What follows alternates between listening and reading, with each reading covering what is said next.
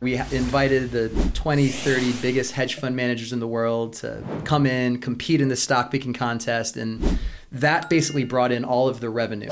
People have two inherent types of wealth that they possess. Financial capital is another piece that often goes overlooked, but is just as important, if not more so. You have your human capital, go out there, earn those wages, but that financial capital is such a powerful determinant of your long-term stability, your success, your ability to build a home, to be able to build a family. Focusing on those core skills, developing those, nurturing those is super important. That is kind of square one.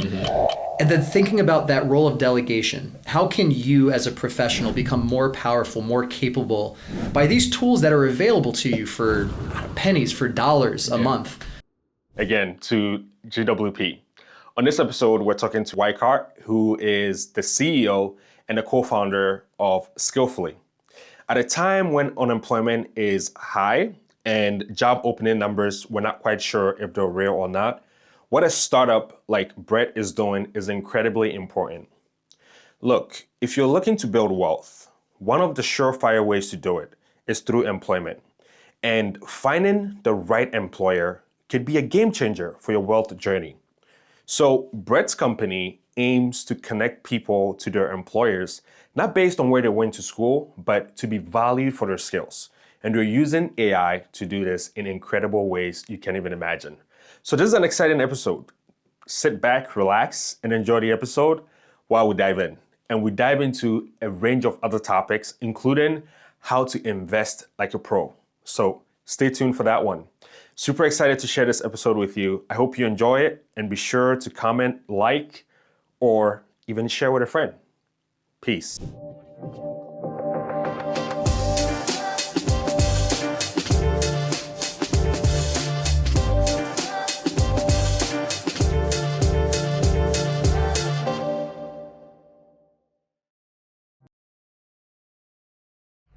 Hey, dear listener, thanks for listening up to this point. If you haven't subscribed to the podcast yet, please do. By subscribing, you help us grow the podcast in unimaginable ways. We can bring you more quality guests and even increase the quality of the production of this podcast. And if you're excited for us to do that, please subscribe and continue listening.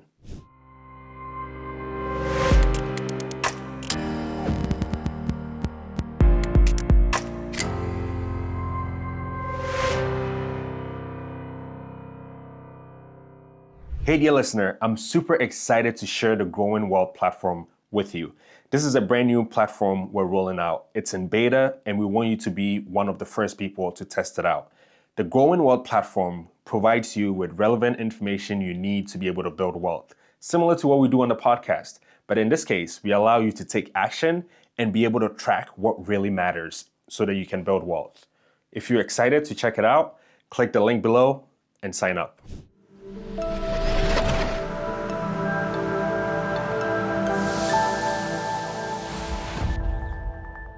Thank you for coming, and I think we're already rolling. We've been having a great time already. The energy is great. But if someone is listening, so we're talking about Bissy, and if you haven't listened to that episode with Bissy yet, definitely try to listen to it. Listen to it. Such a great episode. But Bissy does a lot besides being a founder. He's a DJ. I've been looking to go to one of his shows. Yeah. But he's a DJ. The whole nine. It's everything you hope for and more. Yeah, absolutely. It's incredible. He's always multifaceted in that episode, and that sells him short. He's like a breath of fresh air. Yeah. He's so curious about so many different things, and actually goes out and embraces it and chases it, and it's such a cool energy to get to share space with sometimes. Couldn't agree more. Yeah. Yeah. But let's talk about you. Super excited to have you on GWP, man, Brett. So I've read about you. I'm glad that we got to connect, and here we are now, having this wonderful conversation. If someone is listening to us right now, they're probably wondering, okay, who's Brett? Who is this guy? Who's this guy? Yeah, for sure. How do we have him on GWP today? Well, your journey is amazing, and a lot of people that listen to this podcast can learn so much about you, not just on what you're doing right now with Skillfully, but some of the stuff that you've already done, right? Kind of your work with Portfolio with Purpose. Yep. Amazing. And how kind of that blew up all the way to being featured on CNBC. Yeah. When I read about that, I was like, wow, this is amazing. So your story is pretty stacked, right? But you started from the East Coast and you thought you were going to be an East Coaster forever. For sure. And now you're in the West Coast in San Francisco. Tell us about your journey.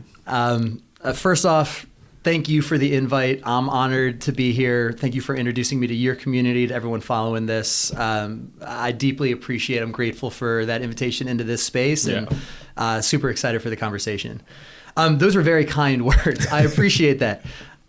Right up front, let's just call it, I think every single one of those moves, if I look over my shoulder and try and connect the dots, it was 100% unintentional. This was fate, luck, good fortune that kind of got us to where we are. But you're right. I feel a lot of pride in the story that has kind of gotten me to this point. Yes, absolutely right. I grew up on the East Coast, grew up outside of DC, lived middle class family, very typical childhood, very comfortable. Was an only child to a couple parents who felt very firmly that, listen, nothing should be given to you. You're not going to spoil you. We're not going to make it easy. My father, I love him so deeply, but from when I was a little tiny kid, I just remember looking around being like, why are we poor? Or what's going on? Like, we don't have, I wasn't given a lot of things that maybe friends were given. I learned very early, if I wanted something, I would work for it. That led to, created a sense of creativity to figure out, okay, what are the little things I can do? Mowing lawns, throwing parties, teaching lessons, doing like whatever I can. That very much shaped my relationship to money, to building wealth, to what that meant for what I could do with my life. And I think that's probably a through line, a lot of that creativity. But went to school down in Virginia, University of Richmond. I went back up to New York, started working there for the first 8-9 years of my life, my career. I was a commodity trader and a broker. Found out really early on that wasn't going to be it. That wasn't it for life. That wasn't the career. Yeah. At what point did you find out that wasn't going to be it? Because, I mean, commodity traders, sometimes you find some of them that have been doing it 30, 40 years. They do it for a long time. They usually look pretty crusty, don't they? They look like they've been through it. I mean, honestly, I think that's it. I think I looked around one day and I just, in the folks that were a couple generations ahead of me, I just didn't see a ton that I got that excited about or that inspired for. There are certain things I miss about that career, life in the markets. You're familiar. It's interesting. It's exciting. There's new information coming at you every day. I am a lifelong student. I love to be a student. I'm a reader, a writer. I've always been a little bit of a dork. Embrace it and love it. And in that kind of like an information-rich environment that you get kind of dropped into when you're working in something like, global commodities, there's always something new to find out. There's always something new to learn. And that's a very cool, very addicting part of the job. Yeah. But it's so transactional. Like it's here today, gone tomorrow. And that's a hard thing to sustain over a very long amount of time.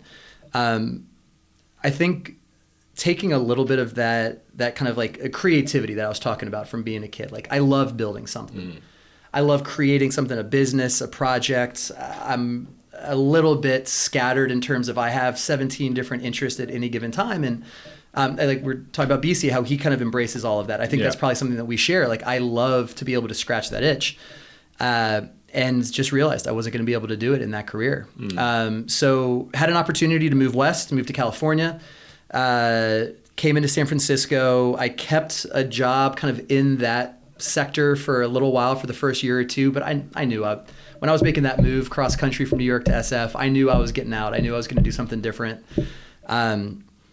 During those kind of final years of my career in finance, that's when I helped to co-found and then started leading Portfolios with Purpose. And this is a little bit of a, like, let me sleep easy at night. I kind of hated the day job and knew that wasn't going to be for me. Thought I was kind of just spinning my wheels. So let me do something I am excited about. Let me like build something there. And we created this nonprofit that was entirely focused on skill education. And I was in the finance industry and the investment industry. And you look around, you start spending a little bit of time in just like the US education system in general. And what ends up becoming very obvious is that there's just very consistent gaps in what gets taught. Yeah. And those gaps are even further accentuated when you're thinking about communities that might be under-resourced, that might be overlooked, that might not get the best tax dollars. And what ends up happening is you just see this huge cohort of people who go through their education, basically assuming that they're going to be taught all of the skills they need to survive, to be able to succeed. But they're just so under-equipped by the system. Okay, so what I knew, what I was grounded in was the skills relevant for financial and investment literacy. Basically, how do you make money? How do you protect the money you have? How do you grow those savings so that you can just make good, smart financial decisions for your own well-being? It's not taught in classes anywhere. It's not taught in grade school and high school and college. And so Portfolios with Purpose was designed to be able to teach those skills. And the way we did that was through a series of simulations of basically just like scenarios that you can pop up on a laptop, on your computer, but basically how to build a budget, how to invest your money, how to make decisions based off of the information coming at you. We had this really fun national stock picking contest that we ran. The really fun thing, because of my job, I had access to those really big investors, the hedge fund managers, the folks that are the talking heads on CNBC and Bloomberg. And those guys are nothing if not competitive. And so if you want to get them to engage, you want them to support, put it in the form of a contest where they might beat some of their other peers, that they can kind of get into that competitive spirit. And they're yours. Like, you got that kind of support. And so we had this big national contest that was kind of our flagship, where we invited the 20, 30 biggest hedge fund managers in the world to come in, compete in the stock picking contest. And that basically brought in all of the revenue, all of the resources that we then used to turn around and basically teach those skills to younger students, high school and college aged, that just weren't getting that access otherwise. Yeah. At our peak, to your point, on CNBC and Bloomberg, which was like a pinch me kind of moment, 10, 20,000 users in a year, like a good reach. And that experience in its own, like that was all it was ever intended to be. But then there's, did that for a couple of years, and a couple other crazy, complete coincidences and happenstances happened that led to where Skillfully is today. But let me take a breath there. It was a wild ride. No, it sounds very much like a wild ride, and so much for us to unpack there. What strikes me though is when you started the Portfolio with Purpose, right? It peaked, which means the demand was there for people to learn financial literacy, for people to learn how to invest and how to save the money, how to budget. Yeah. So this day, that need is still at the peak. That's so surprising. Why do you think that's the case? It's interesting. PWP predated Robinhood by 3 or 4 years. Yeah. Remember when Robinhood came out? That was like the thing that kids were talking about. Yeah. They're like, they're taking their allowance money, they're taking their like newspaper route money, and I'm going to go to the casino or Robinhood. I'm just going to throw it at whatever meme stock and, fingers crossed. Here we go. Let's hope for it. I think there's something like intrinsic. I think that there is something within all of us where we want to advance ourselves. We want to be able to succeed. We want to be able to ride that kind of journey. The problem is it's so much easier to set up a business like that, to play on that, to get people to invest, to transact, than it is to actually do the education work that's really the responsible path to welcoming those folks into the market. I think it's very, very easy to like just kind of follow that instinctive pull to jump into the market. I want a lottery ticket. I'm gonna get on this train, try and make this money. It's difficult on either side. To be an educator, I have immense respect for the teachers, for the school systems in the United States. They're doing absolutely the best they can, but they can't teach everything. And on the student side, man, you just want to get out into life. You just want to like get out of the classroom and start doing stuff. And so it's so easy to kind of jump past that. For us, that gimmick of the contest that everyone could participate in, and you could compete against Jamie Dimon or Leon, like all these like luminaries. That was great. That was awesome. A lot of times also we'd have users who would, high school, college kids who would beat the pants off of them. And that was awesome. Those were always fun stories.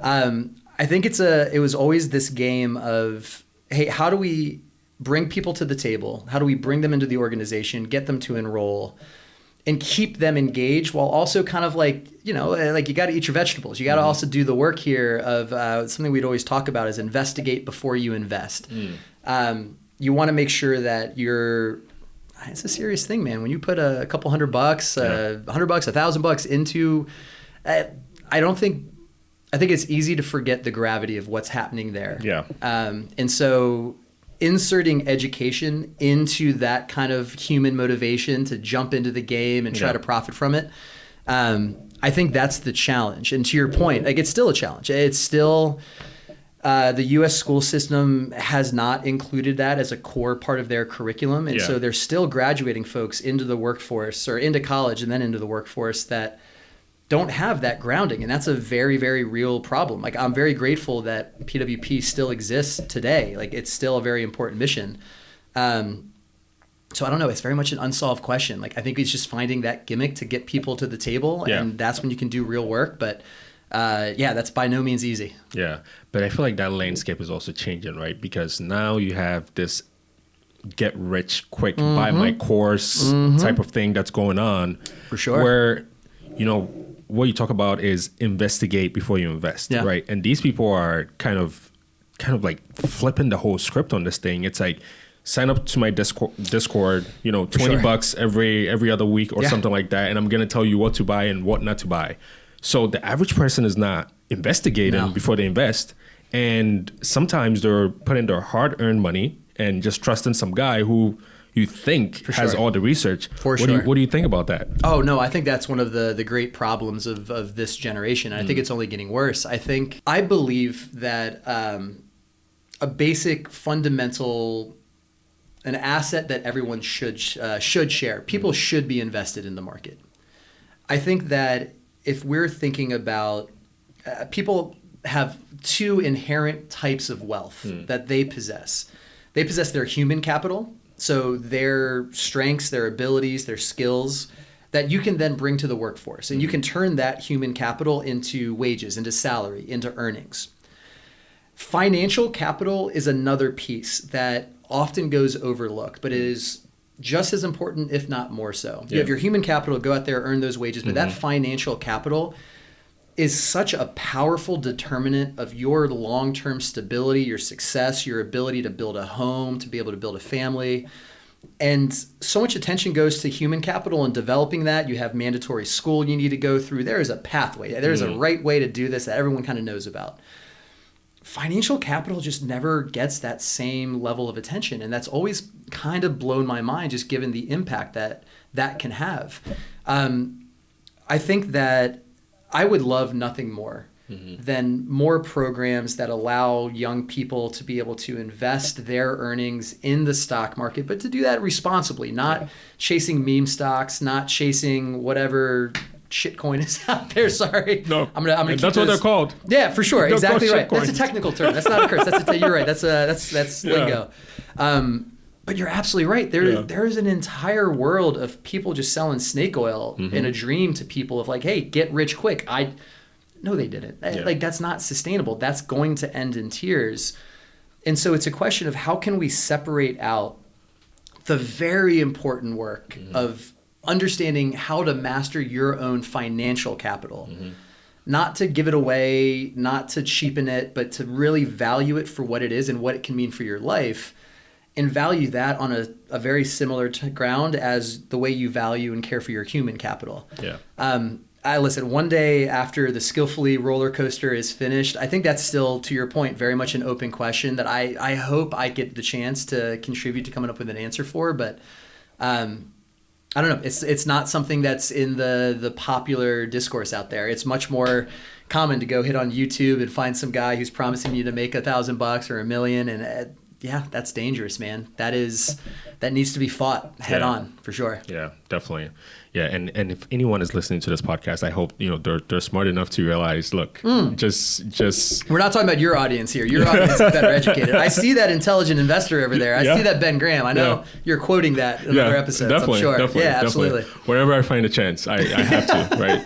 Rule number one is don't lose money, and I think the surefire way to lose money is to believe in somebody else's research without using your own brain to do your research. Point. Right? Yeah, no, I couldn't agree with that more. I wonder why that is. I don't know if it's imposter syndrome. I don't know if it's.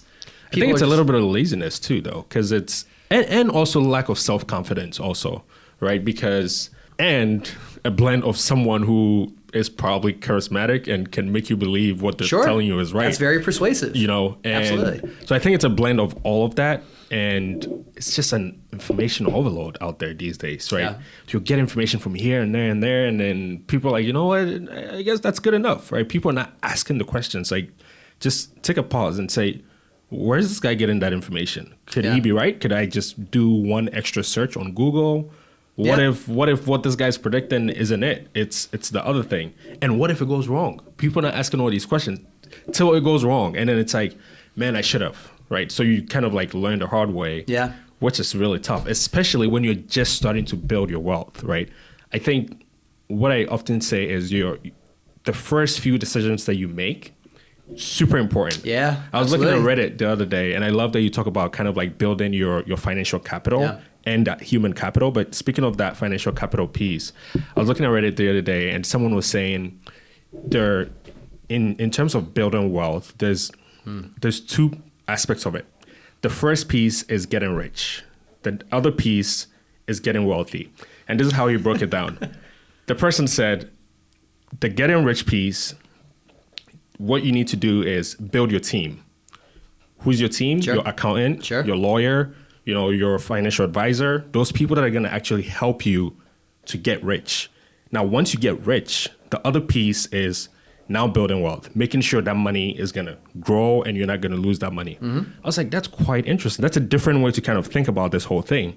Most people are not thinking like that. And I thought about it. I said, you know what?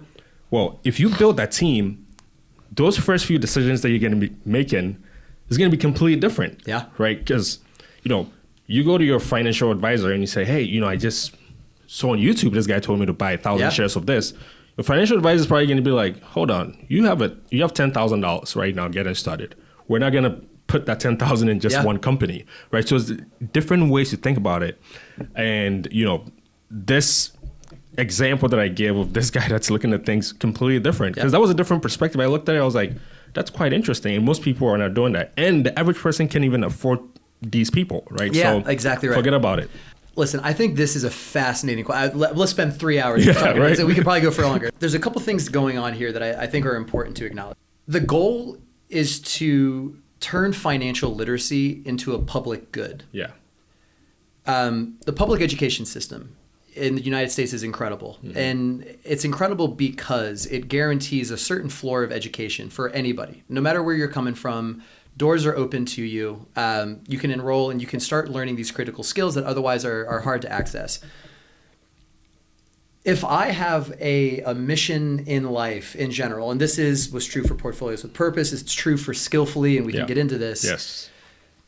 The education system is a wonderful machine and a very hard machine to build, but it's a machine that's very poorly targeting what students really need to learn. What I feel is the truth is that your education, it's designed to help equip you to build that financial and that human capital. The problem where education falls short sometimes is that it's not responsive enough to the changing demands of what people need to know when they get out into the world. Yeah. And that might be what for your first employer, what they're really going to need you to do day to day. 99 times out of 100, what you do in your first job is such a leap from what you spent 4 years or 8 years or your entire life learning before. And that daylight, that's a bad thing. That's something that's worth correcting. Because if we can close that, great. We've just now made access to that opportunity so much more available. Financial literacy is exactly one of these things. All of us, as soon as we get out of high school, as soon as we get out of college, and you become an independent adult, you need to understand to everything to you said, like, how do I budget money before we even get rich? Like, how do I just keep my head above water? Like, that's hard enough in today's America.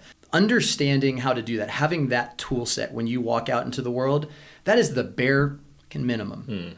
To the extent that almost anything else you learn is not going to matter if you can't take care of that. Yeah, the basics. Exactly, just the basics. And so listen, we have this incredible education system in this country, and it just misses this opportunity to teach a very critical skill that it really should be that public good. It should be just table stakes for anybody who's going out into the world. Something I think needs to happen, I think it comes down to normalizing conversations about investing, about financial literacy.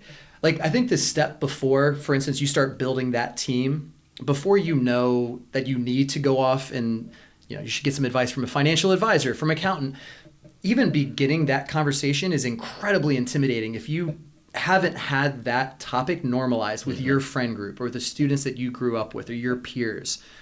Even just starting the conversation earlier is a huge shift. Like, that is incredibly indicative of better financial decisions down the road because you're just used to thinking about that space.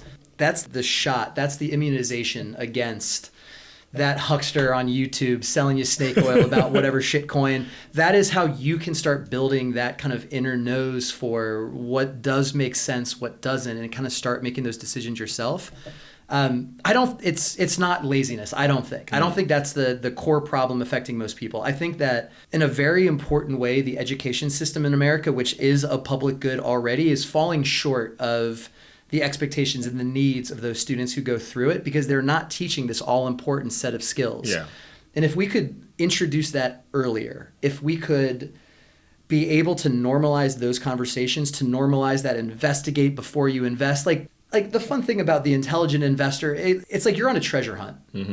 Like, if you are even a little bit curious about how the world works, the stock market is this incredible, like, just rich area of information that it can be fascinating. Like, the first person who ever really taught me about investing described building your portfolio like you're writing a story.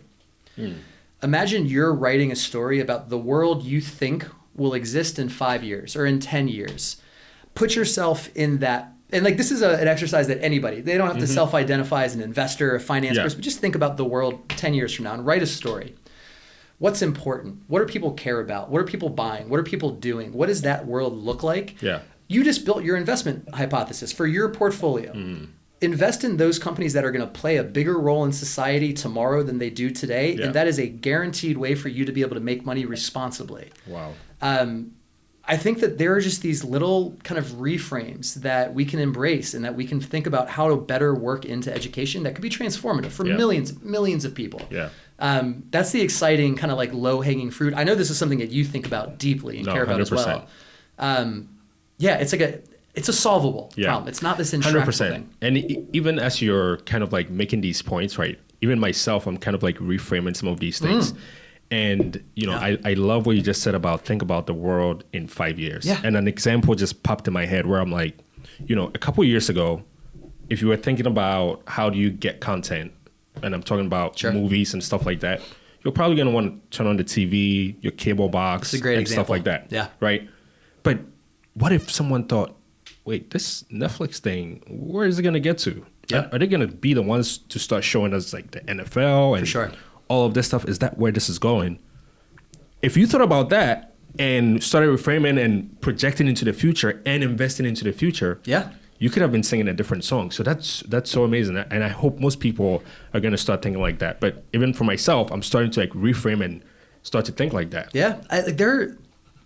I don't know all of them. I'm eager to find more of them, but there are those little unlocks. Like, it was such a blessing. It was such a privilege to be able to play some role in like normalizing this conversation for those students that we were working with PWP.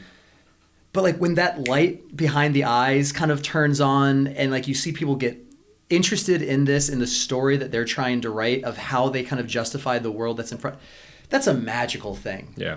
And like it's contagious as well. Like, people who, when you get to that switch, when you flip it, you find it, that person goes and talks to 5 and 10 of their friends, and then they all, this thing spreads. Like, it is, in so many cool ways. It's such a frustrating problem today, but it's such a solvable problem.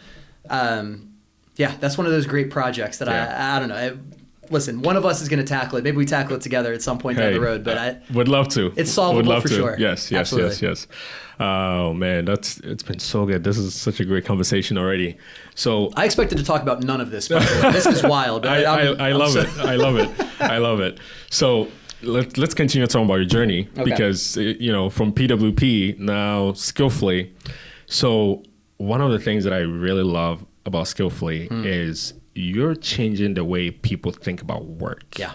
Whether from the employer side or from the employee side, right? Talk about Skillfully. Like, at what point do you say, you know what, we're going about this thing all wrong, right? And you have also like the LinkedIn model where, people write a long post and you know, there's this kind of like facade, and sometimes like maybe the skills are not there, but they have a really good facade. They have some great LinkedIn flexes, so maybe they can do the job. Yeah, exactly. You know what I mean? Sure. But I hear you. Yeah. With Skillfully, you're kind of like reimagining this whole thing, right? Talk about Skillfully. How do you intend to change the world with Skillfully? Thank you for that. That's a great intro for it. Skillfully is a new type of employment platform that, to your point, is changing what it means for a job seeker to find and get a job, and for an employer to find their next best hire. We live in this world just accepting what feels like the biggest absurdity.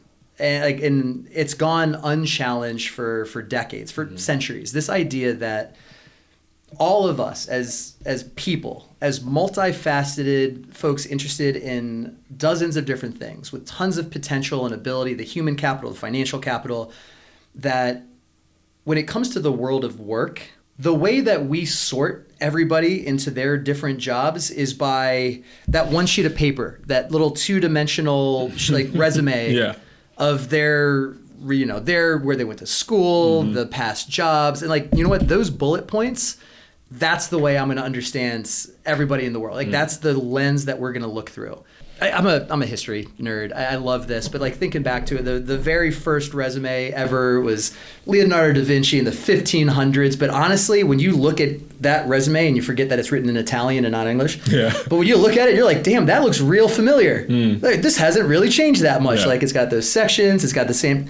What's the thing behind this, the logic behind this is that when an employer is trying to hire somebody, what they need to understand, what they need to be convinced of, is that the person in front of them can do the job that employer has in mind, that this person is coming, that they have the abilities, the skills, and the motivation to do a particular, whatever the task is, whatever the role may be.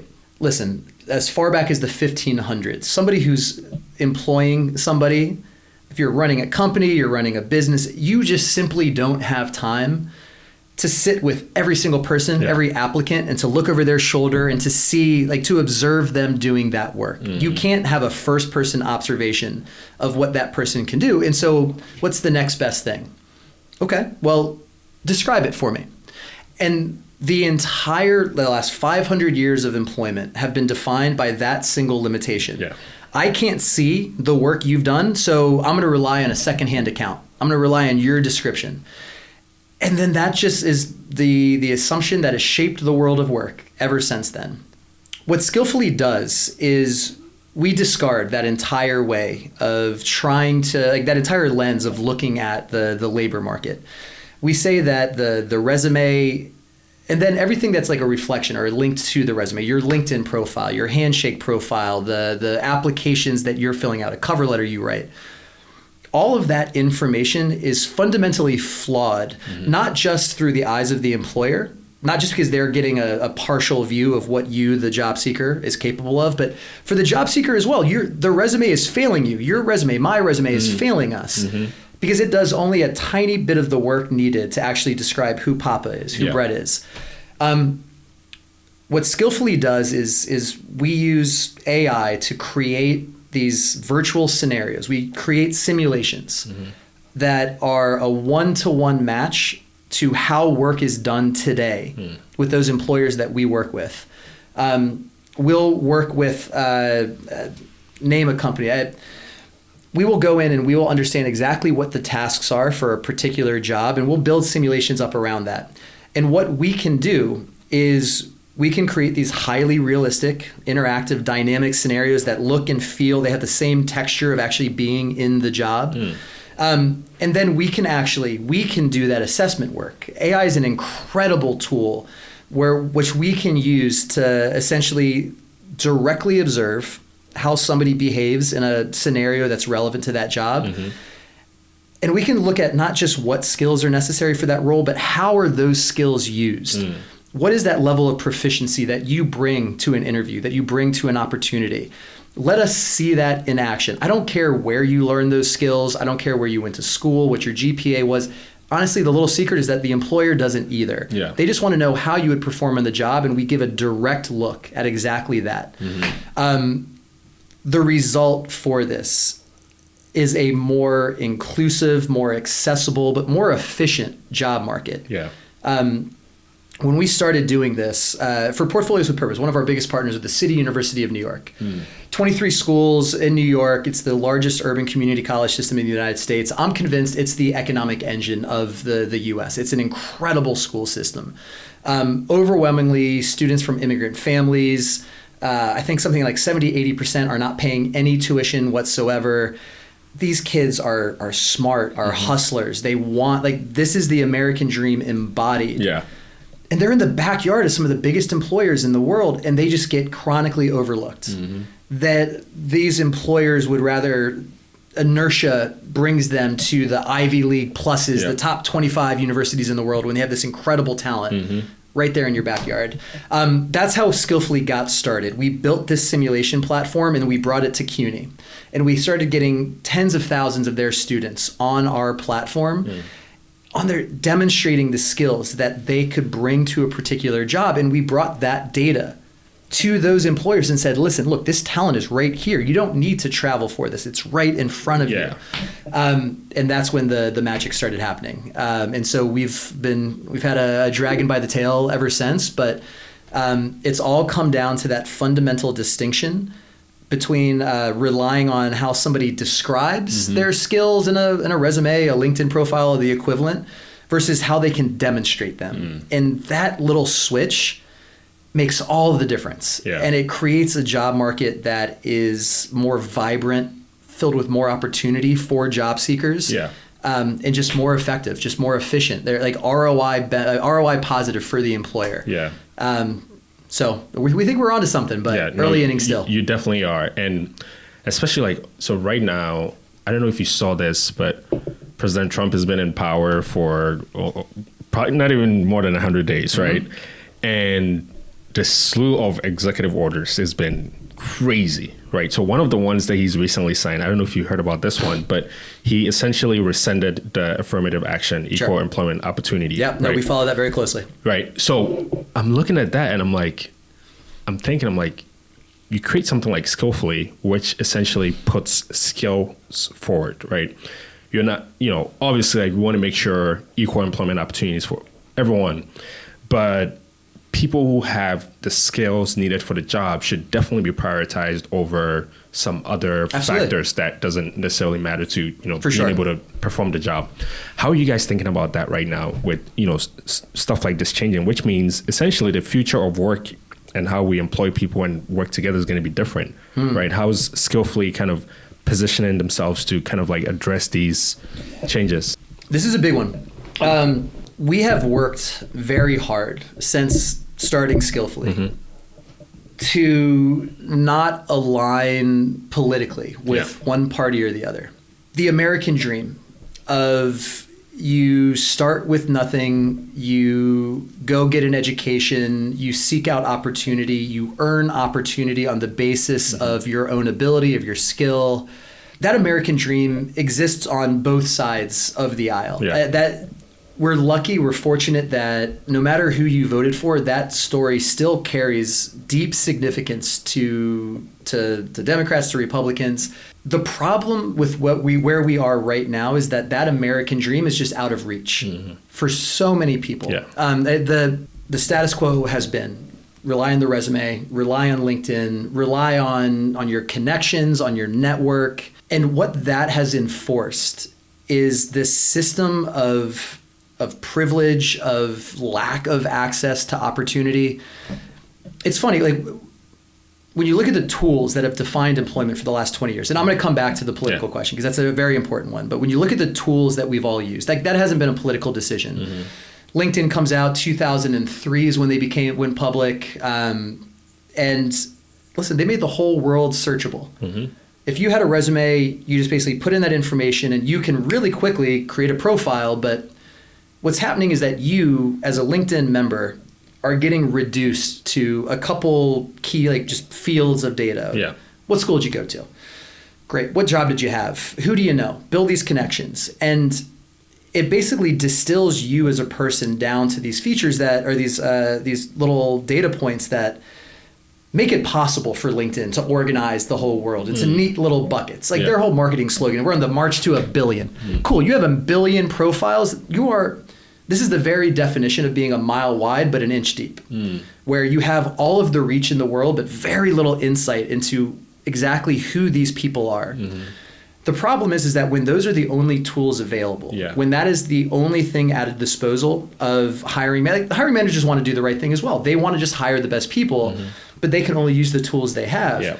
Okay, well, you're going to start making decisions based off of that data that's available. Cool. I'm going to prioritize these 25 schools because that's who I hired from for the last 5 years, and it's always worked out, kind of. If you look at the top 25 institutions in the United States, in terms of their total enrollment, if you hire from 25 schools, and let me tell you, 99% of the Fortune 500, that target list is like closer to 10, 15. You are only engaging with 2% of the higher ed student population of the United States. Think about that. You're engaging with 1 in 50 students. The starting point, this is maybe 10 years ago. It's changing slowly. We're trying to change this, but that was the status quo. Especially for early career campus recruiting, for those early jobs, you're 1 or 2 years out of school. First question is, what school did you go to? And if you're not on that target list, see you later. Man, think of the limitation that employers are walking themselves into, the aperture of that focus. I think of it like a big pie. You're taking a little itty bitty tiny sliver. That's the only people you're even giving a time of day to. That's fucked up. That's not the American dream. That's not recognizing that there is incredible talent in the rest of that pie that you're not really giving due attention to. And so I think a lot of the results of the system that we have today is not necessarily due to some ill will or due to some like incorrect decision that one political party or the other has made. I think it's very much a reflection of the tools that have been available. You're absolutely right. The progress that we saw, the murder of George Floyd, the social justice movement after that, the widespread embrace of DEI values is like fundamental to corporate culture. That was, without qualification, a good thing. That swung the pendulum back in the right direction. The problem is the result is good. We want to welcome more people in, but the mechanism, the rationale behind it, I don't think was the right one. I think that the conversation became, because the workforce is underutilized, these communities are underrepresented in the workforce that we have today. Let's put our finger on the scale. Let's fix that. Let's have diversity quotas. Let's have targets. That's what got instituted widespread, and that's what's getting peeled back now. The outcome of that is admirable. We want to welcome more people in. We want to give more folks the opportunity to show that they have what's required for the job. But the reasoning behind it, it shouldn't be because we're complying with some governmental quota, some federal program. And you're seeing this even still. You're seeing this with some of the best employers in the world. They say, listen, I see DEI requirements are getting rolled back. I see that executive order, but screw you, I'm keeping this. And there are some incredible employers that are going to hold the line for the next 4 years, no matter what. Where we need to get to, in my opinion, we need tools that focus not on the pathway somebody has taken to that point that they're applying to a job, but we need tools that actually shine a better light on the potential that somebody brings. For us, we try to make that as unfluffy. It's not We don't want this as a squishy, ambiguous kind of thing. What we want to focus on is just skill proficiency. Yes. Can you do the job required, the task required for that job? If you can, you deserve to be in the front of the line. You deserve to be seen for that, no matter the pathway you took to get to that point. Yeah. I think people can be cynical about the current administration, the climate we're in. There's plenty of reason for that. Yeah. But I think that there is a fundamental piece, meritocracy, or focusing on just giving opportunity to those who have the ability. Yeah. I think that is still a fundamental American value. That's a shared human value. Yeah. Like the sense of fairness, of righteousness, like of being able to be given an opportunity that you deserve. Yeah. That's what we should ground this in. That recognition that we do have tools today that are better than just resume sorters or keyword sorters. We have the ability to look into someone's work, to observe directly what they can do. And we're starting to see this shift. Like, this is a message of hope. This is a message like we're going in that direction. We're in the early days of it. But I think it's interesting. You can mandate it at the federal level with targets, with goals, or we can change the tools. And we can change those practices to better honor what I think everybody really wants, to give those folks who are the most qualified for a job the opportunity at that. That was a really big, you cracked open a big topic with this. No, absolutely. Yeah. I started to think about that because I saw the correlation between what Skillfully is doing and where we're shifting towards, right? And to your point, at the time when these things happened, the murder of George Floyd and so on, sometimes we think more emotionally than fundamentally, right? Especially when events that are so shocking happen like that, and we're kind of like shifted from where we are. And so a lot of decisions were made that, to your point, yes, like we have to peel back and get back to the fundamentals. And so when I was looking at this whole thing, I'm like, man, I love how kind of like Skillfully helps to connect the dots, right? With this shift. So one thing I'm also thinking about right now is the job market right now is not pretty, right? For sure. I know people that have been out of work and maybe it's been about 6 months now and they're probably still looking, right? Back then, I think that wasn't the case, right? Like people get out of work and they just hop into the next role, right? So things are changing a bit. There's a whole lot of factors to attribute to that. There's AI that's changing the way we work, and so companies are peeling back. But there's also some of the things that Skillfully is doing, right? Kind of like approaching the way employers go after talent differently. What are you seeing in the job market where someone that's maybe unemployed right now and looking to get into the workforce, what are some strategies that they should start adapting right now? Because the landscape is changing, right? Sure. And you need a different strategy to be able to be successful. Absolutely. I think the job market is just a fascinating laboratory. Just what's going on there. Like I mentioned, I started my career as a commodity trader. Like supply and demand, the factors of there's a lot of parallels in a kind of an interesting way. Like the job market, it's a pendulum. We've been in a very, very tight job market for years. 2% unemployment rate. And you're right. Now we're kind of getting back to a point where unemployment's creeping up a little bit. It's getting harder. There's folks that are kind of on the sidelines for longer than they would choose. The job market today is a fundamentally different thing than the job market of the last 100 years. Again, let's think about this as supply and demand. If you're applying for a job, you are supplying your application. You are offering up your labor into the market, and there's however many jobs available for you to be able to apply to. What's happened in the last 2 years is there has been an unprecedented adoption curve for Gen AI tools like ChatGPT, Claude, the rest. But especially for younger job seekers, it's near 100% adoption. It's incredible. But every single person who's coming out of school today has the tools and is basically told that the right way to go about things is say, okay, you have your resume, you have the job description you're going to apply to.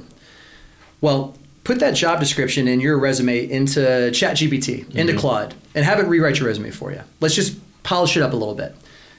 That's wonderful because those tools can improve the quality of that resume. They will make sure that you're perfectly keyword matched. They're going to write your resume in Shakespearean prose. You're never going to sound better it's gonna than when go through, ChatGPT hypes you up. It's going to go through that system. Oh, for sure. Yeah, absolutely. No, listen, you're going to come out that, and on paper, you're going to look flawless. You're going to look like a damn celebrity.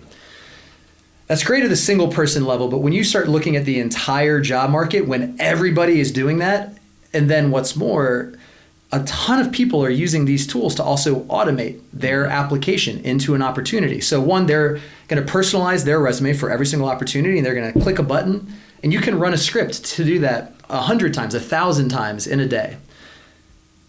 The impact of this is that the job market right now has been flooded with what we call robo resumes, but basically like AI generated resumes and application materials.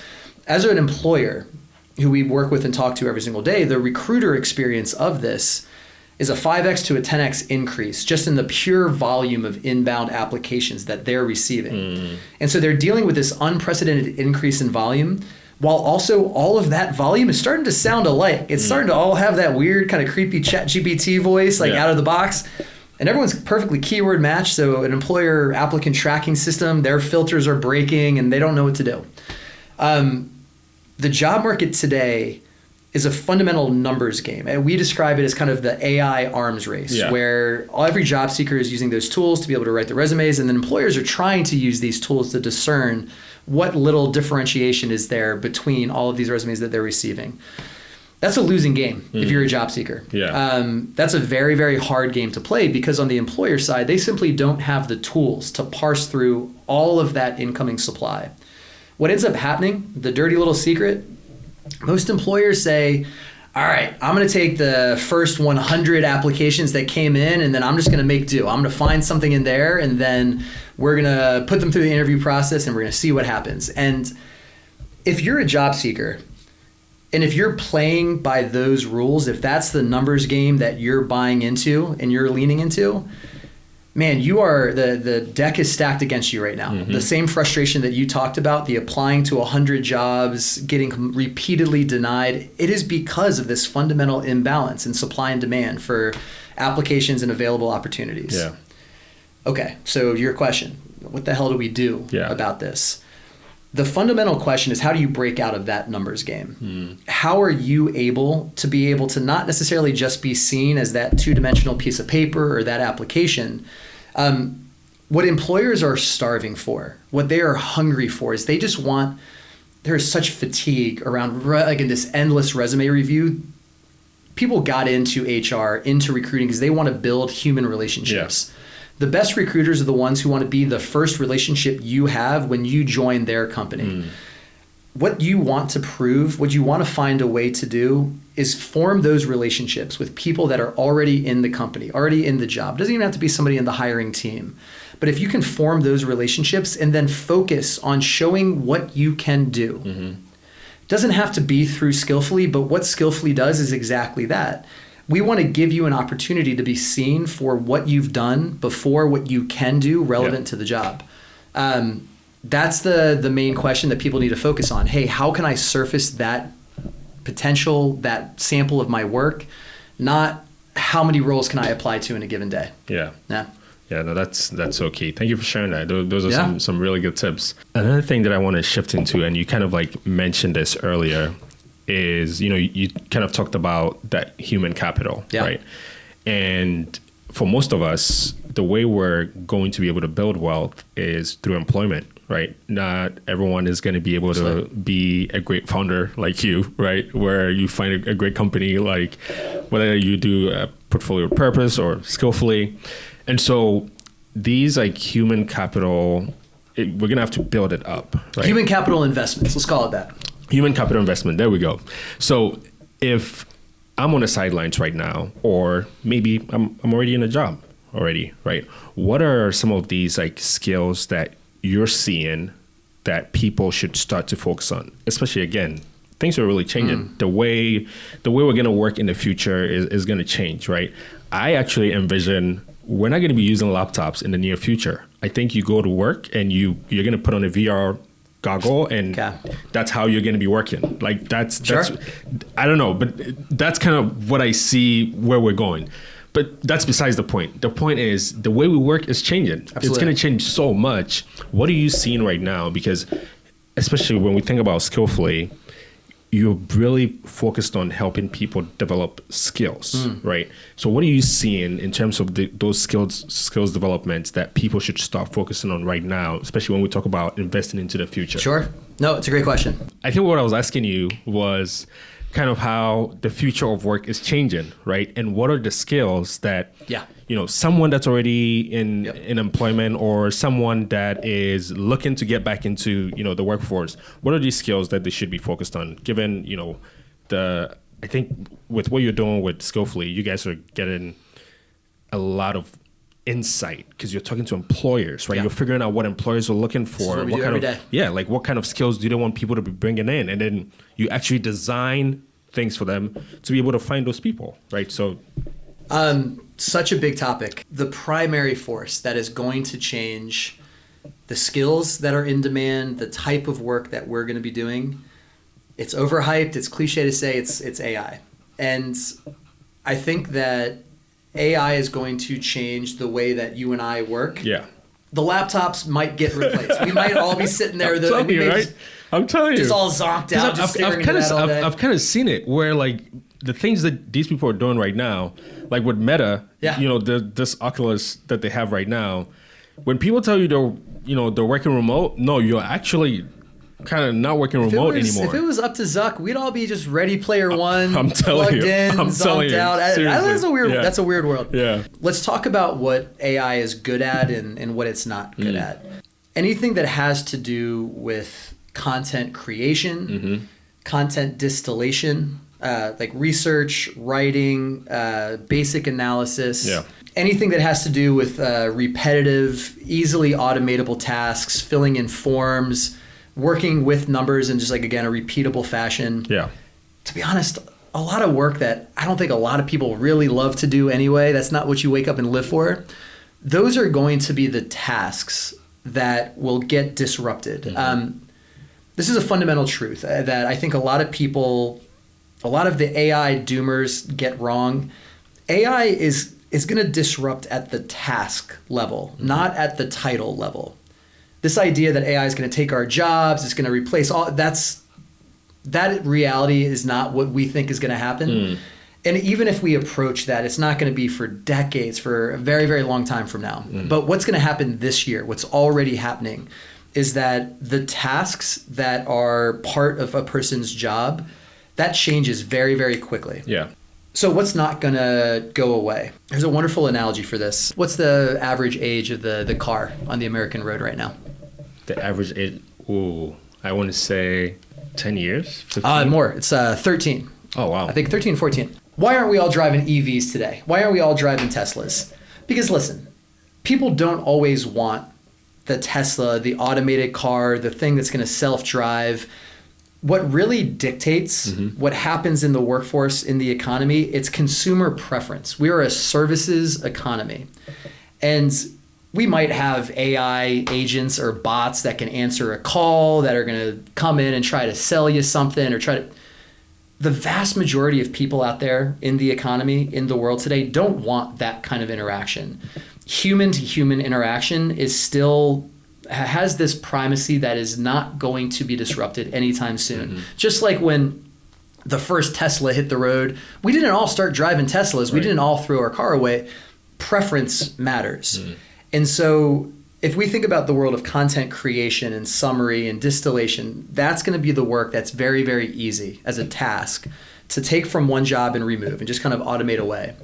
What's going to become more important is honestly the stuff that you're very, very good at, Papa, but like the idea, how you build a relationship, how you navigate just basic human conversations, how you sell, how you support, how you collaborate.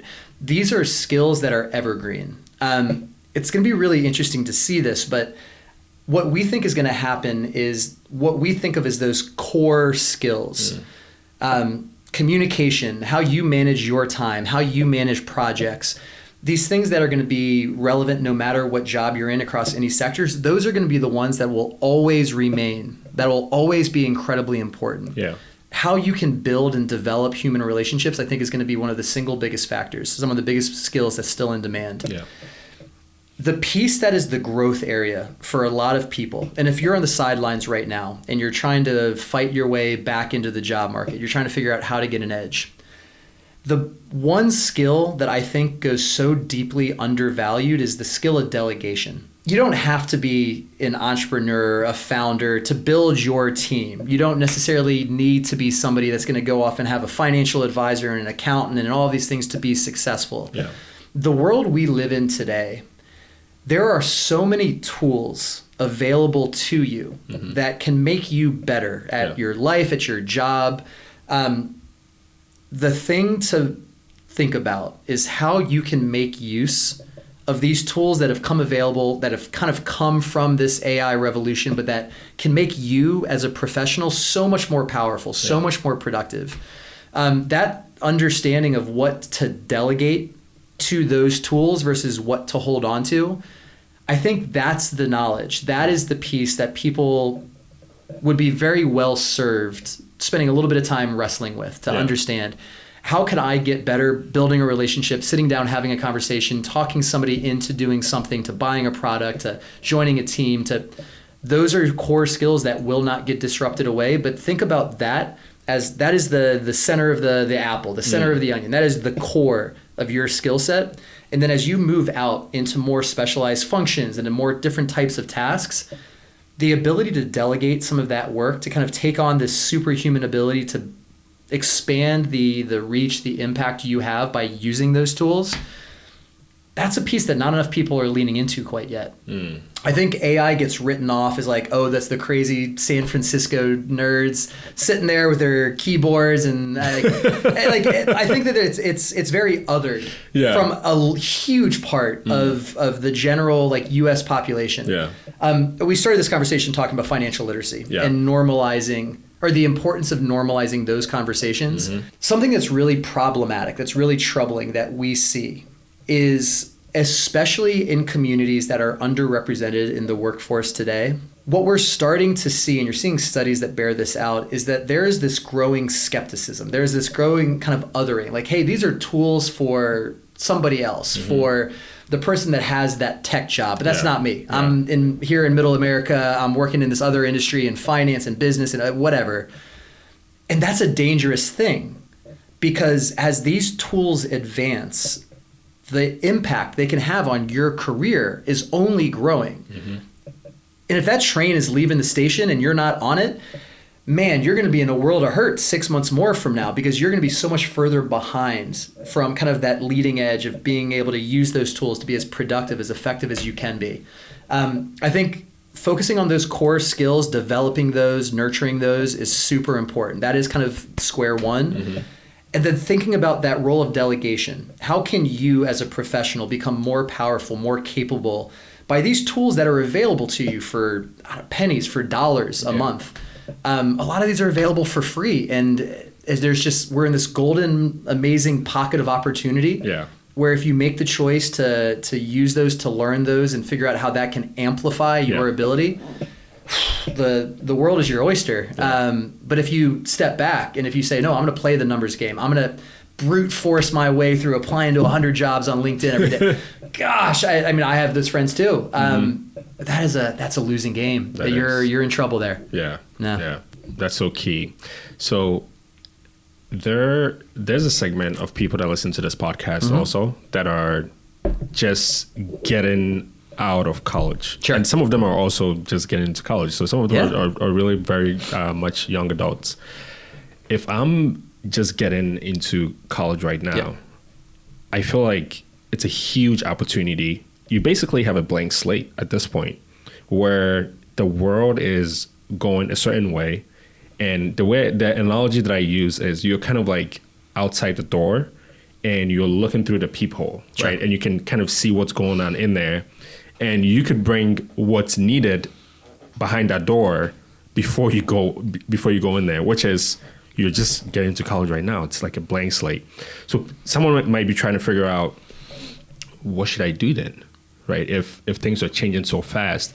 And the reason I bring this up is I was talking to a friend who he was at, that Y in the road. He's trying to figure out, he's like, do I go to nursing school or do I just, go to a technology school and, become a software engineer? And I was like, those are two huge contrasts. Yeah, I was like, what's going on there? He's like, well, I have 2 admissions basically. And he could, go become a software engineer, but he's like, Google's laying people off. Yeah. So I'm probably not going to have a job when I'm done.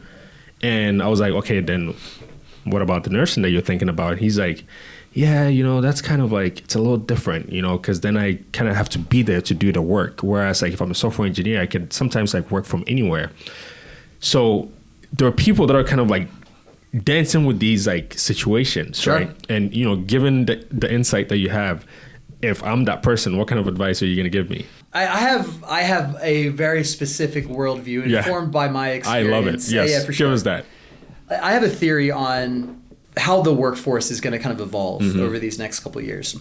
This idea, like the power, the skill of delegation, the availability of tools, it has never been this possible for you to be able to go out and do something of your own, to build something of your own. And it doesn't have to be you're going to go off and build the next Facebook or Google, a $1 billion business.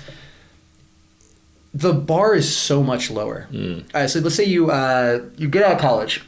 A great job is a job that pays you 80 grand, 90 grand, 100 grand. Shoot, I didn't make that when I got out, but like, that would be incredible. Yeah. So let's use round numbers, 100 grand.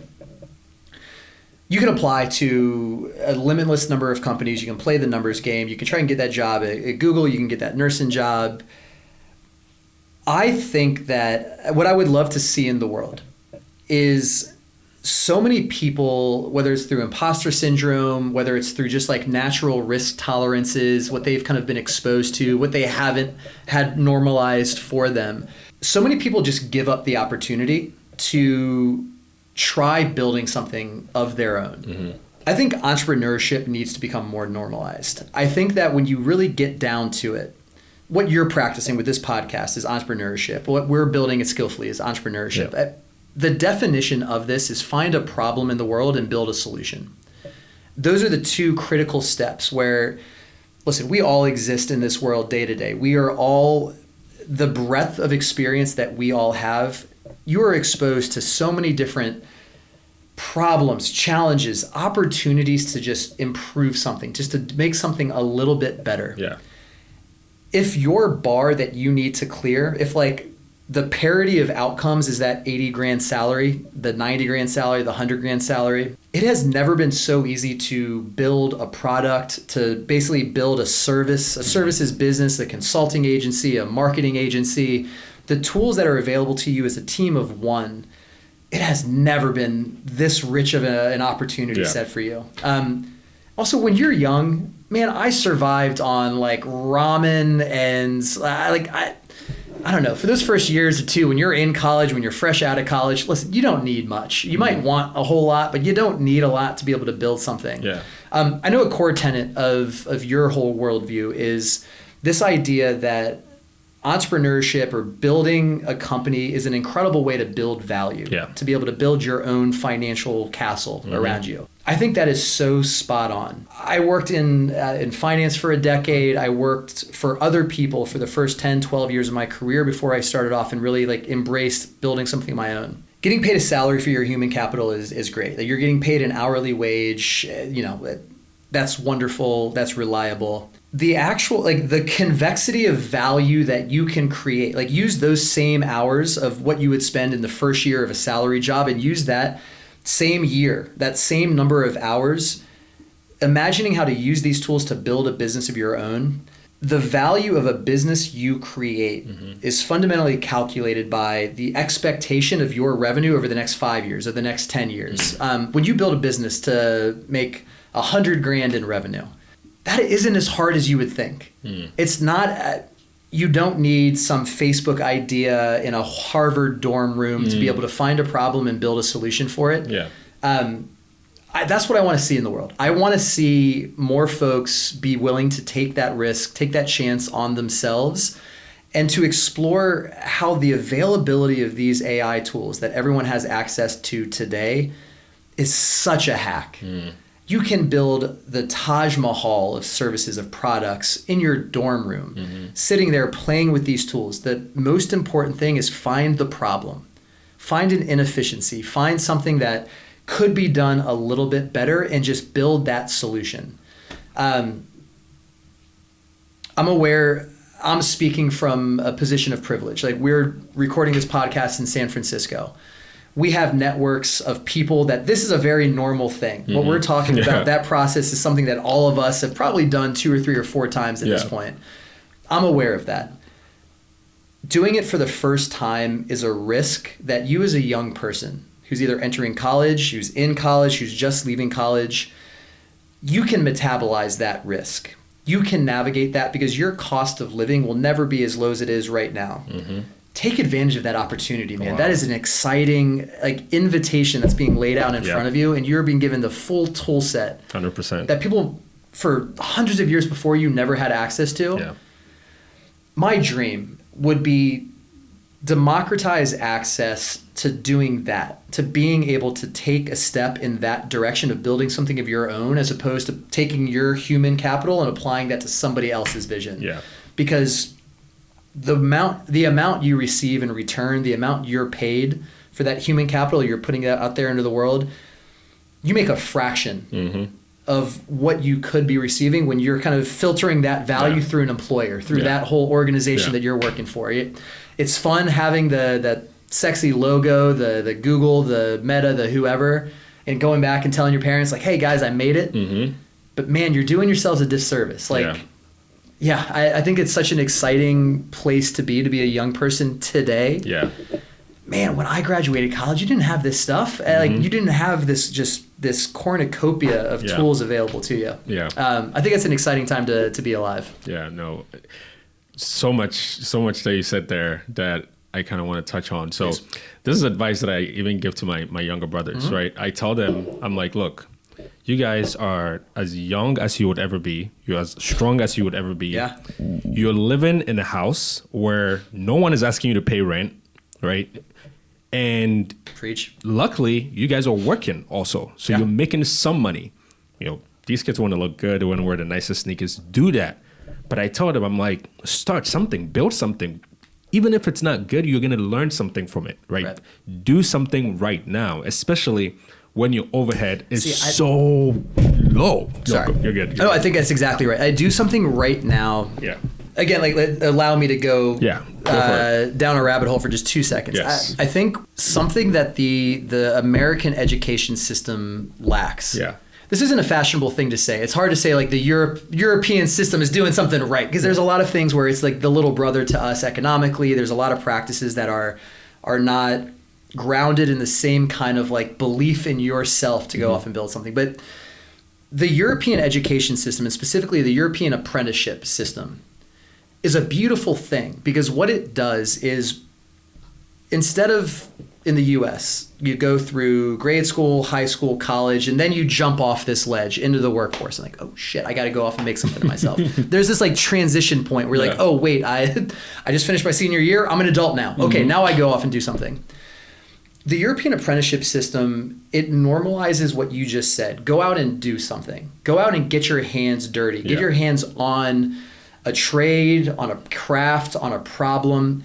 And I think that that's something that we miss out on. I think that normalizing you jumping into the world of work at an earlier age, it's not just for the wages that you're going to earn. It's really not at all for the wages you're going to earn as a kid. And like, listen, having a little spending money in your pocket's fantastic, and that's what we get excited about. But that exposure to the world of work early on, that's so important, because it opens your eyes to how the world works, how accessible it is to do something of value, to build a business, to contribute to a business.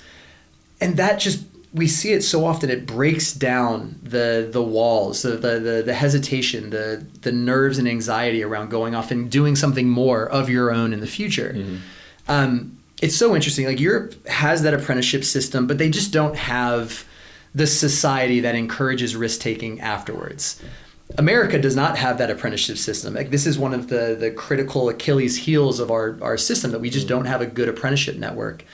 But we do have that risk-taking culture. You do have those resources that support you. You have those tools. You have the mentors. You have just like the societal acceptance of doing something crazy when you get out of school and building something of your own. Like, that is in the fabric of the story of what it means to live the American dream. And that's a beautiful, beautiful thing. What you said to your little brother, just get out and do something, man. You have a roof over your head. You have these things taken care of. The carrying cost that you have for your life will never be this low. Man, that is a golden ticket. That is a hell of an opportunity. And we gotta, I mean, listen, if one of the good things that comes out of your podcast and the empire that you will inevitably build, thank you, is giving people the tools to do that, or at least laying a pathway down for them to see that that's an accessible opportunity. Man, you would be doing an incredible service to humanity, like to society at large, because that opportunity has never been so within reach and so incredibly significant as it is today. Yeah, man. So much you said there that I'm definitely gonna, follow up on that. I'm gonna need to double click on that, especially like when you talk about that Europe, America, that whole dichotomy over there. So let's kind of shift back into talking about Skillfully. That thing again. Yeah. It's so exciting. But I do want to talk about kind of like, when you decided to, because you started Portfolio with Purpose, but then you're also a trader, and then you ventured into Skillfully. What was that journey like? Like, people around you, like, did they say, "Oh man, Brett, you're crazy. Like, you're a trader, you're making money, you should just stick to this." 100%. Like, what was that talk like? Yeah, absolutely. That's an interesting moment. I don't want to over-index on, how do I describe this? Listen, that was a hard moment. Yeah. To your point, I spent 8, 9, 10 years in an industry where I built up a career, I built up seniority. Those last couple of years in the business were good years. Like, I was able to save a significant amount. All of the markers of success that when you go home for Thanksgiving and your aunt asks you, "How you doing?" Like, I can answer all of those questions. I can knock those out of the park. Like, let me tell you. Let me just go down the list. That coupled with kind of like the gnawing, that sensation in the back of your head of like, I don't like what I see. Like, the vision of the people around me who've been in this business for longer, like, that's not inspiring. That's not exciting. Yeah. And that creates a little voice that's like just very hard to shake. I don't want to over romanticize this. I don't like, this isn't like I had a dream and I'm going to go build. It was a choice. And it was a choice that, like, in my head, you weigh out the alternatives. You say, okay, I can continue down this path. I can continue making good money. I can build a life around this. And, everything's a trade-off. And so that is like, okay, there's stability, but like, God, I kind of hate what I'm doing. Or you can jettison all of that and say, all right, we're going to let this rip. We're going to try at it. What you're just saying about your little brother, or about the kids who are in college today or about to graduate, it's so easy. Like, there's so little opportunity cost. Like, you're not really giving up that much by trying something of your own. Yeah. When you're 10 years into your career and then you make the switch, you're giving up a hell of a lot. Yes. And to your point, listen, I had a lot of my friends were in that industry and on that path, and they were bought in. They didn't have the little voice, and by no fault of their own. Like, those are choices that we all get to make. And they're like, "What the fuck are you doing, man? Where are you going off to? You're going to California?" Like, some of my closest friends are still back in New York, and I don't think they still understand what we're doing. I had dated a gal for years and years, moved with her from New York to California. She had no idea. She didn't get it at all. And like, you lose that support structure. I don't know. You and I are both people person, right? We were both people. The value of that relationship, of the bond that you build with those people around you, in a lot of ways, that's what kept me going. I'm sure that in a certain way, that's what drives you. Yeah. And like, you're giving up salary and revenue for an uncertainty, but I think losing that support or losing that buy-in from the people that are around you, I think that's probably the hardest thing. Oh, definitely. And it's not a fault of their own. Like, again, we all make our own choices. And I was just like in the journey of realizing I wanted to make a different choice. Yeah. Only way to describe it, man, is like I spent a couple years out in the wilderness, just like wandering around, where the Skillfully today has customers, it has revenue, it has a product and a website and all of these things that didn't fucking exist, that weren't there when we first started it out. It was like a hope and a dream. And so the way I legged into it is, so I moved out to California. Yeah. I was working in finance still, had that job. That's kind of what helped me make that transition. And I decided to go back to school. I mentioned that I love being a student. Yeah. And you went to Haas, right? I went to Cal. Yeah. Go Bears. Berkeley, yeah. Yeah, hell yeah. Go Bears. Cal's a wonderful institution. That's an incredible public school. But I did that kind of deliberately. Going back to school, it's really great. It gives you permission, especially as like an adult, as somebody who's in their career.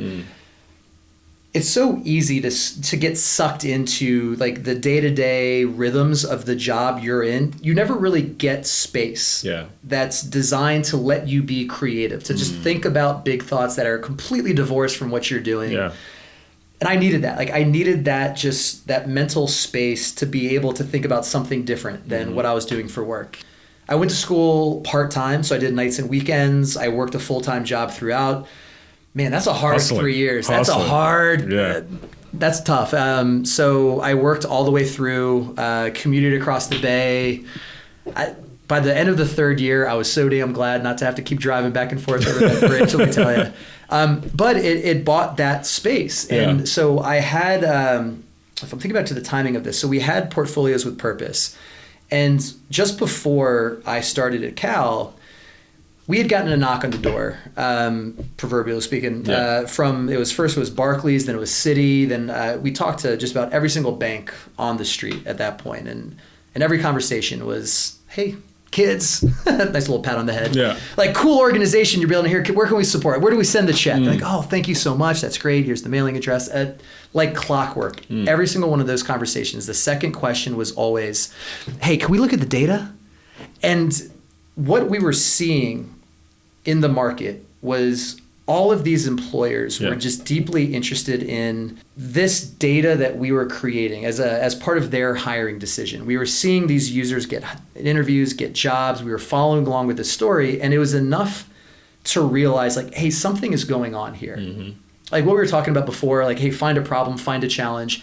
The problem that we were lucky enough to have a front row seat to is we were meeting just amazing young people that were coming through, and we were focused mostly on community colleges and these underrepresented communities, these folks that, like, we just got to cheer for Rudy every day. And like, we have hundreds and thousands of these people come through who are so smart and capable, but they just didn't get the look they deserved. They didn't get the recognition for that. And that became the driving force behind, like, your friends don't know what the hell you're doing. Your girlfriend doesn't get it. Your family's like, what the hell are you doing now? Like, okay, you have all of that coming against you, but you have, we knew the problem so well, and we could put it to a face, to a person.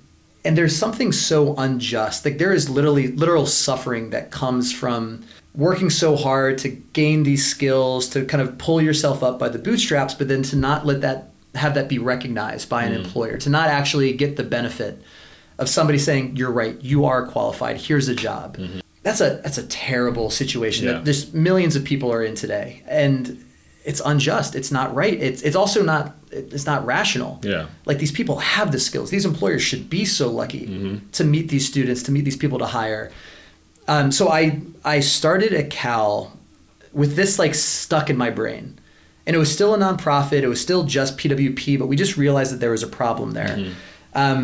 At one point during, I think it was probably my second semester, so the end of my first year, I flew back to New York, and we got called into the chairman's boardroom at Citi, the headquarters there in New York City. We get called in, and we get kind of ambushed by the global head of HR and then the acting COO. And listen, like, I'm a small fry. We're still small fries. Like this was David and Goliath, but we get called in, and I remember they asked us like, "Hey, we love the couple dozen applicants that you send us every year. Let's scale this up a little bit. Can we can we do this for the full New York office?" And like it's 40,000 people there. They want what they're asking for. We literally can't provide. I actually remember I accidentally laughed. I accidentally no, I'm sorry. So sorry, we can't. I look back, what a child. I literally laughed and I'm like, no, that just isn't possible. But what that started, we said, listen, we can't do that, but what we can do is like, give me time. Yeah. And what I did that next day is I went back. And that next day is when I filed the paperwork to incorporate Skillfully. And the idea was that, listen, PWP is an incredible organization. The mandate is education. There are rules about this. Like if you have a 501c3, if you have tax exempt status and you're doing work and then receiving revenue outside of that mandate, that's a big problem. Like the New York Attorney General has a very firm opinion. OpenAI. There we go. We're seeing this today. So there are very firm, like hard and fast rules of like, okay, you cannot be on the side of that. But also the nonprofit model, you're entirely reliant on the goodwill of your benefactors, of your supporters, of your donors. And that is not a way to be able to build a business for scale. Yeah. And so like, we could absolutely build the programs that we had there, but to be able to capitalize on what that city director of HR was asking me for, what we needed to do is we needed to go off and basically take that insight and create a for-profit company. What we did is we founded Skillfully as a public benefit corporation.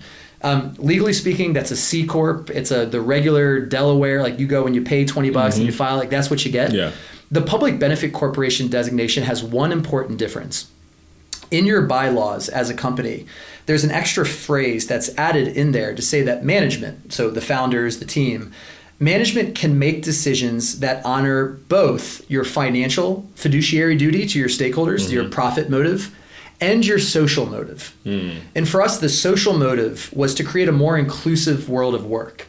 That has always been the mission behind what we do, to reshape the labor market to be more inclusive, more accessible, and more skills driven. Yeah. And doing this as a public benefit corporation meant that we had access to the private funding market. I could go off and I could find venture funding for this.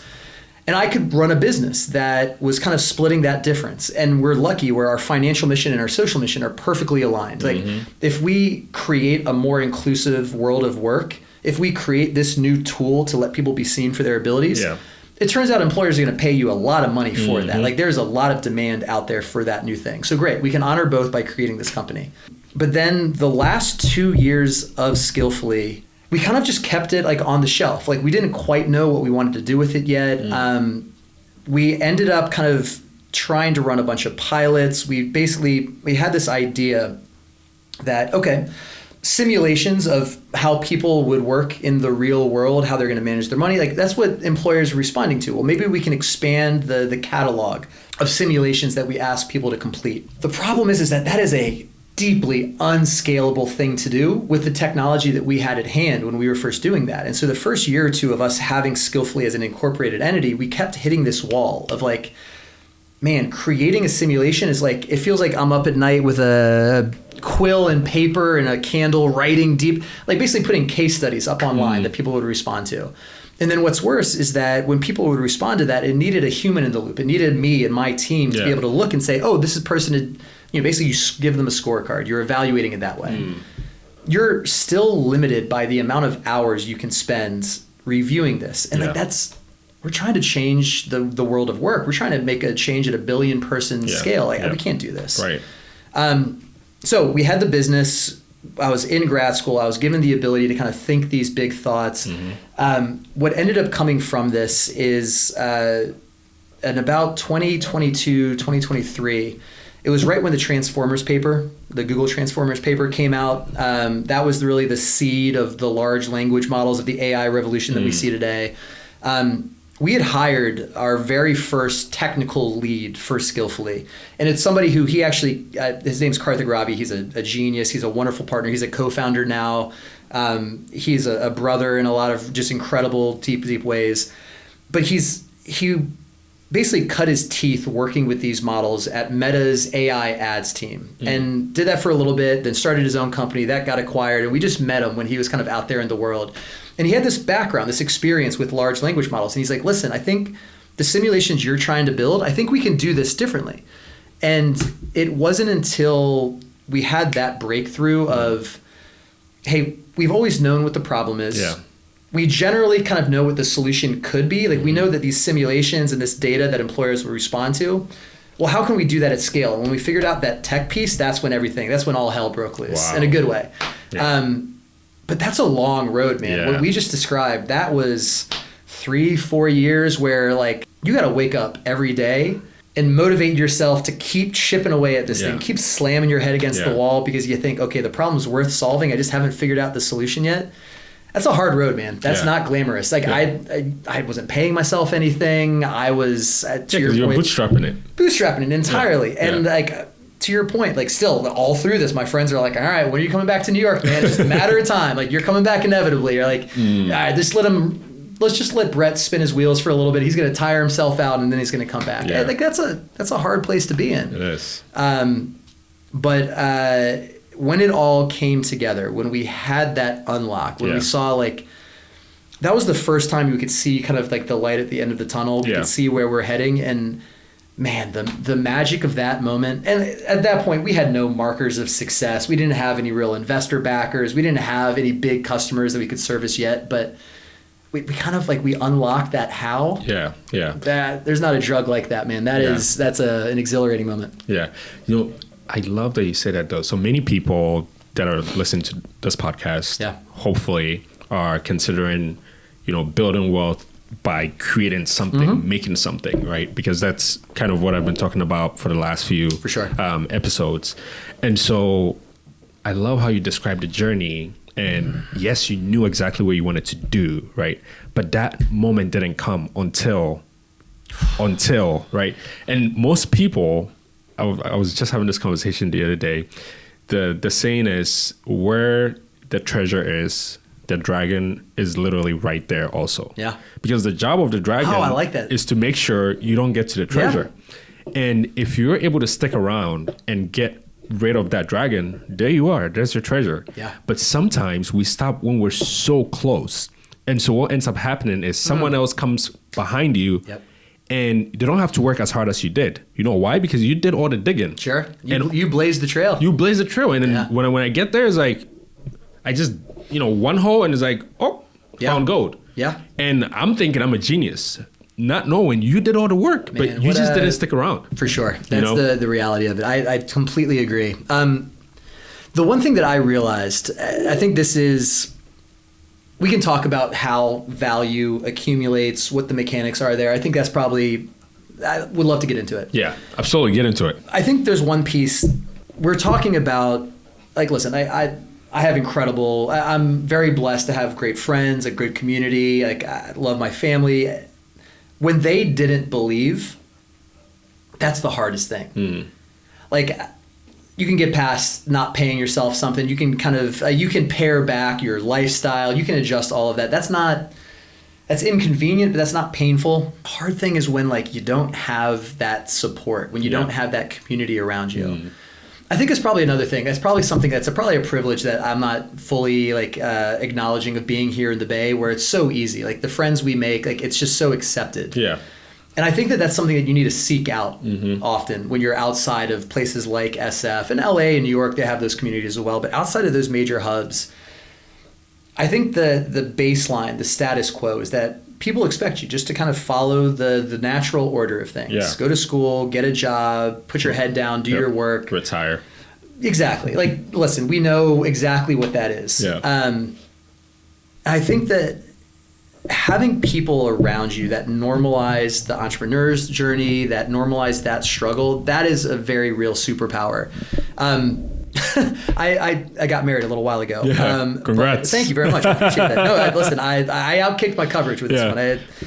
Man, that's nice. But the one thing that has always been front of mind in my relationship with my wife, but before she was my wife and my fiance, with my girlfriend, she has been a wonderful supporter. Like she has been a ride or die, and in such an important kind of way that it doesn't have to be your partner. It can be that friend. It can be that community. But if you are even the slightest bit curious, one of the best ways that you can de-risk the journey that you're about to go on is building that network of peers. Whether you call it your personal board, whether it's just your friends, your relation, whatever it is. Yeah. But like, I Skillfully wouldn't be what it is today without Haley, without my wife. Like, because of that support, and just because of like the relationship that we were able to build there. I think I've heard the same thing from every single entrepreneur out there. There is always that source of strength that has to kind of exist outside of you. But if you can find that, community, man, you can get so much closer to that pot of gold. It makes all of the hardships so much easier to withstand. Yes. When it comes to building a business, is about pain tolerance, man. Yeah. It is about staying alive for long enough to get lucky. And for like, listen, when technology comes available, or when you have some light bulb that goes off, it doesn't matter if you're not alive, if you don't have cash, if you don't have the ability to capitalize on that. That's such an important piece. Yeah. And being able to build that community around you, that just builds such resilience in such an important way. I think it's something that you get these romanticized visions of like coding in your dorm room alone, and the Zuck story and all of like the Elon story. Like that is like 1% of the entrepreneurs out there in the world who are successful. It is hard work. It is a grind. It is days where you have doubts and you're just getting punched in the face 17 different times before you even have your coffee in the morning. Yeah. And like, you got to find a way to withstand that. Yeah. And I think that's the community you build is a really important piece of it. Yeah. All right. Sorry. I'm going to get off my soapbox on that. I think that's so important. No, it's important. It's important. Thank you so much for sharing that. Most people need to hear these things, right? Because to your point, the Zuck story and the Elon story, that's kind of what gets the views these days. So that's why everyone thinks that's what it is. But there are other entrepreneurs out there that are, making it happen through different avenues and different ways. So that's great that you share that. Let's talk about like the future of Skillfully, right? Cool. What's the future of Skillfully looking like? Bright, I hope. Yeah. Seems right. Yeah, listen, it's this really interesting moment. We are introducing a completely new way to hire. This is not because people in talent acquisition and in hiring, they have become accustomed to the tools that are just commonplace. Yeah. That is a very powerful, powerful force. That inertia is meaningful because it's not just personal preference to use these tools. They're just become such systems that get built around it. Like this incumbency is a hard thing to break through. Yeah. What we're seeing right now is we're kind of past those earliest design partners where we've been able to validate the technology, we've been able to show that it works, and we're kind of going up the adoption curve. I think what we're laser focused on in the next 12 months, we have revenue targets, we have goals, but we really just want to basically build up this this catalog of stories of the amazing outcomes that are available to job seekers who follow this as an approach to finding their job, and for employers, like the level of talent that's available, the amount of time and money that can be saved, like the upside in terms of just incredible human capital that you can discover. In the next year, we just want to spread that good gospel. We just want to spread that word. And what we've been finding, which is so fascinating, when you're building something, it's like it's this little itty bitty flame, like you're just starting a fire, but you got to protect it. You got to shield it from the wind. You end up doing all of these things to not share that with the rest of the world. And a little bit of that is founder paranoia, where you're like, I fought so hard for this. Like, I can't expose it to the world yet. It's this little like baby bird that's going to, if I start talking about this publicly, if I start going on podcasts, if I start basically writing about all of this, like, I don't know, like, is the world going to think my baby's pretty? Is the world going to believe this? The most amazing thing is that when you start raising, like you put your flag in the ground and you start kind of telling the story of what's out there, the amount of inbounds of like people who are just like, oh yeah, that does make sense. Like the people who seek you out, who find you through these different pathways. I've been blown away by that. And so for us, we just want to tell the story of what's possible. We want to highlight those employers who are using us right now. We want to highlight the success stories of job seekers who came on our platform, took some of these simulations, proved that they had the skills necessary for the job. We want to just shine a brighter light on those. And We have ultimate confidence in the product that we've built, the platform that we have, and now it's really just kind of spreading the story. Yeah. That's the fun part. You and I are storytellers in our own way. This is a fun chapter where it's no longer technology risk, it's no longer uncertainty. It's just saying, hey, we just need to build a movement. Yeah. The goal here is that this becomes something that is more normalized. Our main customer is the employer. Yeah. Our business model is built around working with them, being a paid vendor. That is the payer for everything that we've built. We have an entire second side of our business, though, that we are one of the fastest growing tools being deployed in career service centers, in classrooms, in different administrations that will use our simulations as a teaching aid or as a career prep resource. We offer that at zero cost, at low cost. We basically look at that as a loss leader, but what we're doing is ecosystem building. We want to be able to offer this tool because it's a really valuable resource for folks who are maybe trying to understand, well, what is it like to work in a particular career? What skills are necessary? Do I have those skills? We can answer those questions for students in a really elegant, really direct way. But each of those schools that we work with that is basically introducing that to students when they're kind of going through their career. And again, it normalizes this idea of the way to get a job is to show what you can do, demonstrate what you can do, not just describe it. And that's a really powerful mindset change that we're trying to put our finger on the scale and we're trying to change. I think we're going to get there, but that's the work for the next couple of years. I love that. Yeah. I love that. So we've talked, we're approaching almost 2 hours here. So this is so much fun. Yeah, definitely. This has been such a wonderful conversation. So one thing we ask every single guest that comes on the podcast is, what is your definition of wealth? Freedom. Freedom to spend your time how you want. I've said a couple of times, I love being a student. If I had all of the time in the world, I would love nothing more than to spend most of my time kind of reading and writing and just developing ideas. I've only recently gotten to the point with Skillfully where I have the space day to day to write, to engage a little bit more in the marketplace of ideas. I don't need a lot of money. I don't have a big number in mind of I need to get 50 million or 100. Honestly, I would be so much happy, or very, very happy with so much less.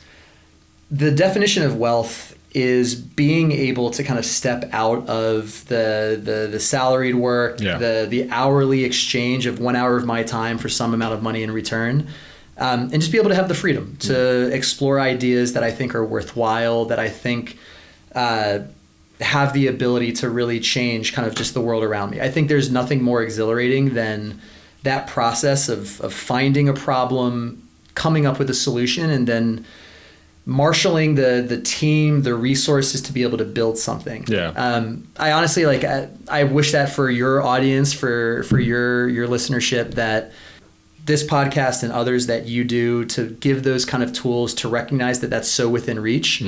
But I think everyone gets caught up in a number for wealth, and I think it's much more about how you get to spend your time and the freedom to kind of pursue those interests. That's what I would call wealth. No, that's really awesome. So a couple of things about our conversation that we've had that I'm so proud of you about is, number one is everything you've done so far sounds very purpose driven, right? It's when I listen to, it's in the name, right? Portfolio purpose, right? And then, Skillfully, right? They all sound so purpose driven. I love that so much about everything that you're doing, and continues to do that, please, right? Because, there's, to your point, one of the points you made earlier, there's so many tools out there today that lets you create anything, right? And so people are just flooding the market with whatever comes into their mind. Go ahead and create something, but purpose is so important. Creating something with purpose is so key, because to your point, the journey is tough, right? So you're gonna have people tell you, "Yeah, we'll see you back in New York in a couple of times." But when you're building something with purpose like that, it's it doesn't matter what someone is telling you, because the purpose is like a burning fire that it just doesn't turn off. It doesn't go out, right? And so I encourage people that are listening that when you set out to go build something, please make sure you're building with purpose. It's so important. Let me I couldn't agree with you more, but let me shape that a little bit. Yeah. I think we've lived through a chapter where really common advice to people was, don't think about the job you're going to get. Think about your passion. Like, what are you passionate about? Build a career, build a life around a passion. I think that's misguided. Yeah. My reframe for that is build your life around a problem. Around a problem that you feel a personal connection to. Like, the fact of the matter, man, is I believe more people should get into entrepreneurship. I think it's just a good thing for the world to have more builders, more founders that are out there. Like, I think that's a vibrant economy. That's a world where problems get solved. I am not saying that because it's the easiest. I'm not saying that because that is the path of least resistance. You know this, I know this. Like, being an entrepreneur, more often than not, it is just getting punched in the face and trying to come back up and be like, all right, let's do it again. Yes. Like, my dad has the saying of, hey, how are you? And he'll say, you know what? World's throwing punches today. World's throwing punches. Hey, listen, the world will always throw punches. Yeah. There will always be adversity, difficulty when you try to build something. That's not a bad thing. Yeah. That's not something to shy away from. I think that too many people, I think too common of an expectation is that if you do all the right things, if you go to school, if you get good grades, if you try hard, then you know what, you're going to be given a career. You're going to be on a glide path. And that's the, like, okay, go to school, get a job, work, take 2 weeks of vacation a year and retire. There you go. Yeah. That's not the most, at least for me personally, I don't think in general, I don't think that's like the most gratifying way to go through life. Yeah. I think that building something of your own is a beautiful thing because you get to put so much of your soul, so much of yourself into your work. I think there's a certain kind of satisfaction that comes from that. The fact of the matter, though, is that if you go down that road, there will be adversity. There's going to be struggle. There's going to be so many dark days that, one, like we talked about the importance of community, of your people, of everything there. The other piece, man, is like having a purpose that you can connect to emotionally. It's not a flag that you wave around publicly. It's not something to wear on your sleeve as a badge. You're not doing it for that. You're doing it because if you have some purpose or a problem that you personally can connect to that resonates with you on that like emotional, spiritual level, those hard days become a little bit more easy, a little bit more manageable to navigate through. Yeah. Like, if you are solving a problem that you think is significant, honestly, man, like, it was heartbreaking. PWP days, like, we just saw such huge volumes of people that were so deeply frustrated and angry, rightfully so, that like they did everything right and then they weren't getting the look, they weren't getting recognized.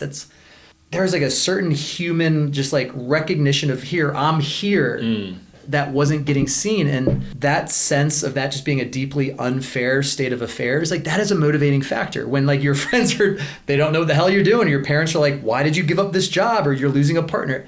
That is a very real constant. That's a very real engine that can kind of keep you moving forward. And I think if you talk to any entrepreneur, the stories are always going to vary widely, but I think there's always that personal identification, that connection between you and your identity and the problem that you're trying to solve. I think that's the best rocket fuel you can ever give yourself. I think that's why it's important. Man, that was awesome. This has been such a great conversation. Such a pleasure, man. Brett, thank you so much for coming on. Can't wait for the next one. I feel like we can literally just keep going, but hey, this has been great. Thanks so much. Is there anything you wanted to talk about today that I haven't asked you about? I honestly just want to say thank you for just welcoming me into this space, this conversation. I'm so glad somebody is making this the mission to make this conversation more accessible, more easy for folks to join. I think it needs to happen, man. I'm so excited for what you're building. I'm so excited. I'm a cheerleader for you. Yes, thank you. I would love to be able to do this again, but listen, we'll be friends forever, and I'm always going to be here for supporting this. Honestly, thank you so much for having me. Yeah, man. It's a real pleasure. Yeah, it's a wrap.